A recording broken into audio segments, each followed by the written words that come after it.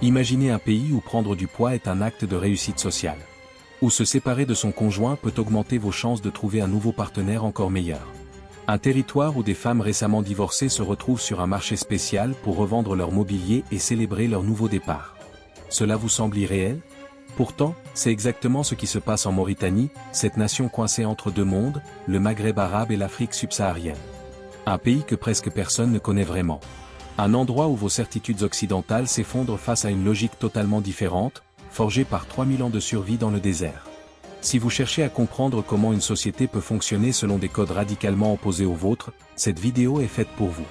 Restez jusqu'au bout, parce que chaque minute va remettre en question ce que vous pensiez savoir sur le mariage, le divorce, la beauté et le rôle des femmes. Abonnez-vous à cette chaîne si vous voulez découvrir des réalités que personne d'autre ne vous montre. Bienvenue en Mauritanie.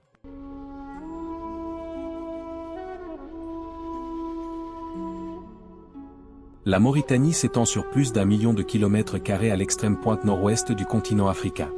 Pour vous donner une idée, c'est 2 fois la France. Mais pour seulement 4,5 millions d'habitants. L'une des densités de population les plus faibles au monde. Et pour cause, plus de 90% du territoire n'est que désert. Du sable, des dunes, des étendues où rien ne pousse. Où l'eau est une obsession quotidienne. Où la survie n'a jamais été garantie. Nouakchott, la capitale, est née quasiment du néant. Contrairement aux grandes cités africaines millénaires, elle n'a pas d'histoire ancienne. Elle a été construite après l'indépendance en 1960, lorsque la Mauritanie s'est détachée de la colonisation française. Une ville créée de toutes pièces au bord de l'océan Atlantique, coincée entre les vagues et les dunes. Aujourd'hui, elle concentre l'essentiel de la population urbaine, des administrations et de l'économie. Mais elle reste fragile, menacée en permanence par l'avancée du désert qui grignote ses quartiers périphériques. Ici, le désert n'est pas un paysage touristique. C'est une force qui structure absolument tout. Pendant des millénaires, la majorité des Mauritaniens ont vécu en nomades. Ils suivaient les pluies rares. Ils cherchaient les pâturages éphémères pour leurs troupeaux. Quand la pluie tardait, l'herbe disparaissait. Les animaux mouraient. Les familles devaient tout recommencer ailleurs. Dans cet environnement, survivre signifiait une chose, anticiper la pénurie. Stocker, économiser, préserver. Tout ce qui pouvait servir de réserve devenait précieux. Y compris le corps humain. C'est dans ce contexte impitoyable que des normes sociales se sont imposées. Le corps féminin, par exemple, n'a jamais été jugé sur des critères purement esthétiques. Il était un indicateur de sécurité. Une femme ronde prouvait que sa famille avait accès à la nourriture. Qu'elle n'était pas obligée de travailler physiquement dans les champs ou avec le bétail. Qu'elle appartenait à une famille prospère. Le corps devenait un langage social. Une communication silencieuse mais puissante sur le statut de toute une lignée. Cette logique a façonné des siècles de pratiques que nous allons décortiquer. La culture mauritanienne s'est aussi construite autour de la transmission orale. Dans un pays où les livres étaient rares et les distances gigantesques, la mémoire collective reposait sur la poésie, les récits et les chants. C'est ainsi que la Mauritanie a hérité d'une réputation étonnante, celle d'être la nation aux millions de poètes. L'arabe classique y est maîtrisé par une proportion impressionnante de la population, héritage des écoles coraniques traditionnelles où l'on mémorisait des textes entiers. Même aujourd'hui, cette tradition perdure. Les symboles nationaux racontent également cette histoire unique. Sur la monnaie locale figure un chameau, symbole du désert. Un navire, référence à l'océan Atlantique. Le Coran, pilier spirituel. Et un train. Pas n'importe lequel. L'un des convois les plus longs au monde. Il traverse le Sahara sur des centaines de kilomètres pour transporter le minerai de fer extrait dans le nord du pays. Une ligne d'acier qui fend les dunes, reliant des mondes isolés. Un paradoxe fascinant, un pays perçu comme figé dans le temps possède l'une des infrastructures ferroviaires les plus spectaculaires de la planète. Enfin, impossible de comprendre la Mauritanie sans parler du thé. Pas le thé occidental servi rapidement. Non. Le thé mauritanien est un rituel sacré. On l'appelle ataya. Il se prépare en 3 services successifs, chacun avec un goût différent. Le premier est fort et amer comme la vie. Le deuxième plus doux comme l'amour. Le troisième léger comme la mort. Cette cérémonie peut durer des heures. Elle rythme les journées, les rencontres, les négociations. C'est bien plus qu'une boisson. C'est un ciment social qui unit les gens, en ville comme au milieu du désert. Comprendre la Mauritanie, c'est donc comprendre un pays où absolument tout, le corps, les relations, les traditions, les mentalités, découlent directement de l'environnement hostile qui l'entoure.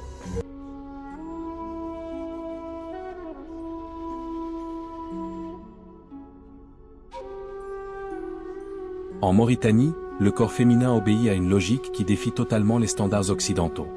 Pendant des générations, être ronde n'était pas perçu comme un problème de santé ou un défaut esthétique. C'était un atout, un symbole de richesse, une preuve visible de réussite familiale. Dans un environnement marqué par la famine cyclique et l'instabilité alimentaire, le corps racontait une histoire. Un corps mince pouvait signifier la pauvreté, la maladie, l'incapacité de la famille à subvenir aux besoins. À l'inverse, un corps généreux indiquait que la famille possédait suffisamment de nourriture pour ne pas compter. Que la femme n'était pas obligée de travailler dur physiquement. Qu'elle était protégée, nourrie, valorisée. Cette vision s'est imposée avec force dans les communautés nomades. Posséder du lait, du beurre, des céréales et du bétail signifiait pouvoir traverser les sécheresses sans mourir. Le corps féminin est devenu une extension visible de cette abondance. Une réserve humaine qui rassurait. Dans ce contexte, les familles ont développé des pratiques culturelles visant à faire grossir leurs filles dès le plus jeune âge. L'objectif n'était pas le plaisir ou l'esthétique moderne. C'était stratégique. Une fille ronde attirait des prétendants de familles riches. Un mariage avantageux consolidait les alliances. La beauté n'était pas individuelle. Elle était collective. Pendant longtemps, certaines régions ont même pratiqué le gavage des jeunes filles. Une pratique aujourd'hui largement critiquée et en recul. Mais qui révèle à quel point cette norme était ancrée. Les fillettes étaient encouragées, parfois forcées, à consommer des quantités énormes de nourriture pour prendre du poids rapidement. Les mères surveillaient les courbes. Les familles comparaient. Parce qu'une fille mince risquait de ne pas trouver de mari convenable. Et sans mariage, pas de sécurité sociale. Pas de statut. Pas de reconnaissance. L'apparence d'une femme dépassait donc largement sa personne. Elle reflétait l'honneur de sa famille d'origine. Une fois mariée, elle représentait la réputation de son mari. Un corps jugé trop mince pouvait être interprété comme un signe de négligence du mari, incapable de nourrir correctement sa femme. À l'inverse, une épouse aux formes généreuses prouvait que son mari était prospère. Qu'il pouvait se permettre de la libérer du travail manuel. Qu'elle appartenait à une classe sociale élevée. Même les marques corporelles portaient un sens différent. Les vergetures, souvent perçues négativement en Occident, étaient ici des signes de maturité, de fertilité et de bien-être. Le corps devenait un texte social. Chaque courbe, chaque pli racontait une histoire de prospérité ou de difficulté. Il n'y avait rien d'arbitraire. Tout était codifié par des siècles de survie dans un environnement qui ne pardonne aucune erreur. Aujourd'hui, ces pratiques reculent. L'urbanisation accélérée, les campagnes de santé publique et l'influence des standards internationaux modifient progressivement les mentalités. Les jeunes générations urbaines, exposées aux réseaux sociaux et aux modes occidentales, commencent à rejeter ces normes anciennes. Mais dans les zones rurales isolées, cette vision persiste. Elle témoigne d'une époque où grossir signifiait survivre. Où stocker de la graisse équivalait à stocker de la sécurité. Où le corps n'était pas un objet de plaisir individuel mais un capital familial transmissible. Comprendre ce rapport au corps, c'est comprendre une société entière bâtie sur l'adaptation extrême à la pénurie.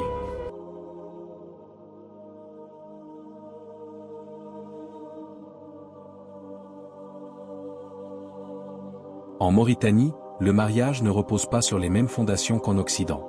Il n'a jamais été uniquement une affaire de sentiments amoureux. C'était avant tout une structure d'organisation sociale. Un moyen de mutualiser les ressources dans un environnement où rien n'était stable. Former un foyer signifiait partager les troupeaux, répartir les tâches, assurer une descendance et créer des alliances entre familles. Dans cette logique, le mariage était fonctionnel avant d'être romantique. Lorsque cet équilibre ne tient plus, lorsque les tensions deviennent insupportables ou que les conditions de vie changent, le divorce n'est pas vécu comme une catastrophe. Il est envisagé comme une réorganisation nécessaire.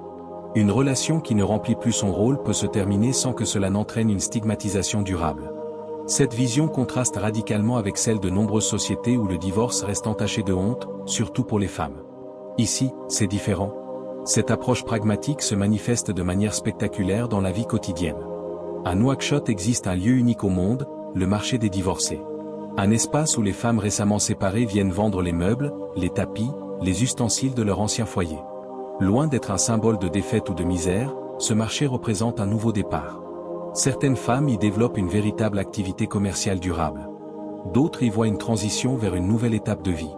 Mais dans tous les cas, ce n'est pas vécu comme une punition. Dans la société mauritanienne, une femme divorcée n'est pas perçue comme diminuée ou vulnérable. Au contraire, elle est souvent considérée comme plus expérimentée, plus mature et parfois même plus attractive qu'une femme qui n'a jamais été mariée. Pourquoi ? Parce qu'elle a déjà prouvé qu'elle savait tenir un foyer, gérer un quotidien, affronter les responsabilités, Assumer les conflits et les décisions difficiles. Cette expérience devient une valeur sociale reconnue. Le divorce peut même être accompagné de célébrations. Lorsqu'une union prend fin, il n'est pas rare que l'entourage organise une fête. Non pas pour se réjouir de la rupture elle-même, mais pour marquer le passage vers une nouvelle phase. Le divorce est parfois décrit comme une activité qui se termine, au même titre que le mariage avait été une activité qui commençait. C'est un cycle. Pas une ligne droite avec un début glorieux et une fin honteuse. Cette vision repose aussi sur un élément crucial. Les femmes conservent généralement la propriété des biens du foyer. Les meubles, les objets quotidiens et parfois même les activités économiques restent entre leurs mains. Cette autonomie matérielle permet aux femmes divorcées de se reconstruire rapidement. Elles ne repartent pas de zéro. Elles ne dépendent pas entièrement de leur famille ou d'un futur mari pour survivre. Elles ont une base matérielle solide pour recommencer. Dans ce contexte, le remariage est extrêmement courant. Une femme divorcée reçoit souvent plus de propositions qu'avant son premier mariage.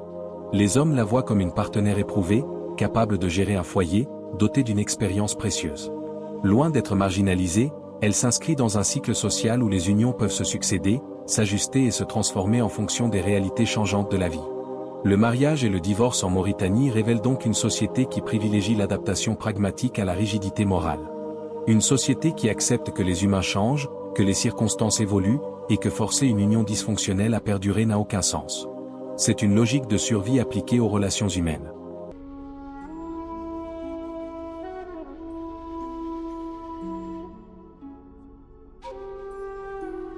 En Mauritanie, le rôle des femmes ne peut pas être saisi à travers une grille de lecture occidentale simpliste. Derrière une société profondément marquée par l'islam et les traditions patriarcales, les femmes occupent une position centrale dans l'organisation quotidienne et l'équilibre familial. Leur pouvoir ne s'exerce pas toujours de manière spectaculaire, mais il est profondément enraciné dans le fonctionnement social. Traditionnellement, la maison appartient à la femme. Les biens du foyer, les meubles, l'organisation domestique, une partie significative de l'économie familiale sont placés sous sa responsabilité directe. Cette réalité explique pourquoi, lors d'un divorce, les femmes conservent généralement les biens matériels du ménage. Ce n'est pas une exception ou un geste de compassion. C'est la reconnaissance d'un droit de propriété établi. Cette autonomie matérielle leur permet de ne pas se retrouver démunies après une séparation et de conserver une forme d'indépendance même après la rupture conjugale. Cette position confère aux femmes un pouvoir domestique réel et tangible. Elles gèrent le quotidien, l'éducation des enfants, les relations avec les familles élargies, et dans de nombreux cas, les finances du foyer. Le mariage ne signifie pas une perte totale d'autonomie. C'est plutôt une redistribution des rôles où la femme reste la figure centrale de la vie domestique. L'homme peut avoir l'autorité publique et symbolique. Mais à l'intérieur de la maison, c'est souvent la femme qui décide. Cette autonomie se prolonge fréquemment dans la sphère économique. De nombreuses femmes, notamment les divorcées, développent des activités commerciales indépendantes. Elles tiennent des étals sur les marchés, gèrent de petits commerces, participent à des réseaux d'entraide économique. Le marché des divorcés illustre parfaitement cette réalité. Un espace où les femmes transforment une transition personnelle difficile en opportunités économiques concrètes. Contrairement aux idées reçues que beaucoup portent sur les sociétés musulmanes, cette place centrale ne se limite pas au foyer. Les femmes mauritaniennes sont également présentes dans les institutions publiques. La fonction publique, le Parlement, certains ministères comptent des femmes dans leur rang. Leur visibilité reste inégale selon les domaines et les régions. Mais leur rôle dans les structures décisionnelles est bien réel et ne cesse de progresser depuis l'indépendance. Cette position particulière s'explique par une histoire longue façonnée par la nécessité d'adaptation. Dans un environnement où les hommes pouvaient partir pendant des mois pour trouver de l'eau ou des pâturages, où les conflits tribaux pouvaient décimer des groupes entiers, les femmes assuraient la continuité du foyer. Elles garantissaient que la vie sociale ne s'effondre pas malgré les ruptures et les catastrophes. Elles sont devenues des piliers économiques, sociaux et symboliques irremplaçables. Comprendre la place des femmes en Mauritanie, c'est donc dépasser les apparences trompeuses. Ce n'est pas une société où les femmes sont absentes du pouvoir. C'est une société où ce pouvoir s'exerce différemment. Souvent à l'intérieur du foyer. Dans la gestion du quotidien. Dans la capacité à maintenir l'équilibre social malgré les tempêtes. Et cette forme de pouvoir, bien que moins visible que le pouvoir politique masculin, structure profondément la vie collective.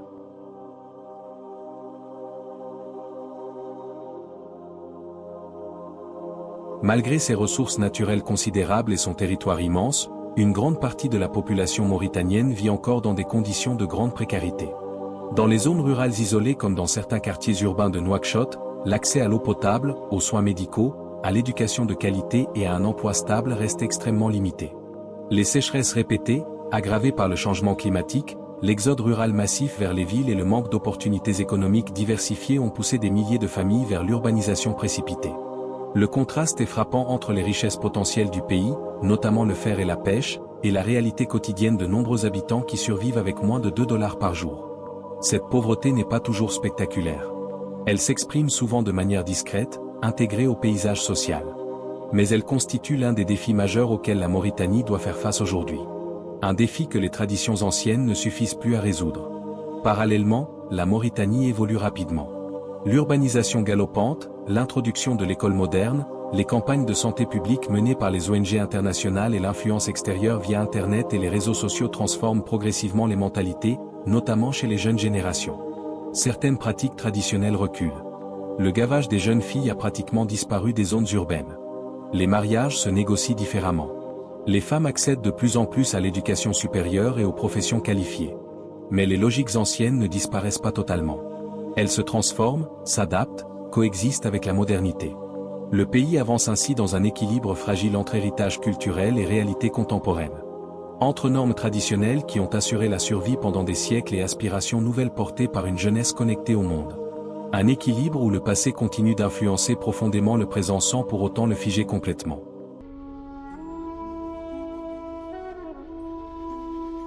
La Mauritanie est un pays qui refuse les schémas simplistes. Derrière des pratiques parfois déroutantes pour un regard extérieur se cache une logique cohérente, forgée par des millénaires de confrontation avec le désert, la rareté et l'impératif de survie collective.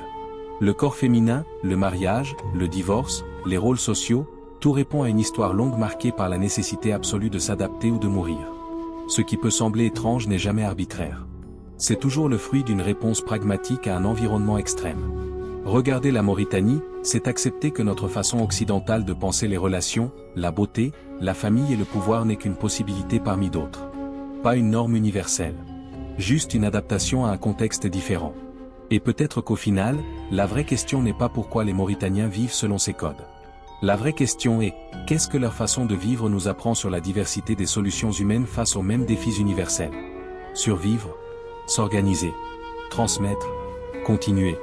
Si vous avez aimé l'analyse d'aujourd'hui, notre équipe serait honorée que vous laissiez un pouce bleu et un commentaire. À très bientôt pour la prochaine vidéo de Curieuse Humanité.